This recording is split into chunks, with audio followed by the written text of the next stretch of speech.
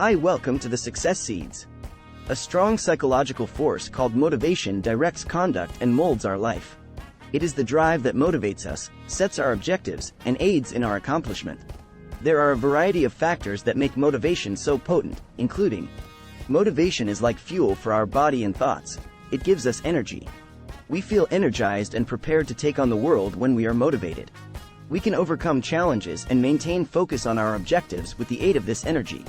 Our conduct is guided by motivation, which enables us to decide what steps to take to accomplish our objectives. We are more inclined to take actions that advance us toward our goals when we feel inspired. Motivation also aids in our ability to persevere in the face of challenges and failures.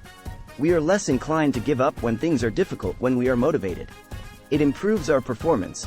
It has been demonstrated that motivation improves performance on a number of tasks.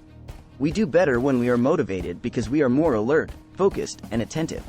It promotes personal development. Motivation is a strong factor for personal development.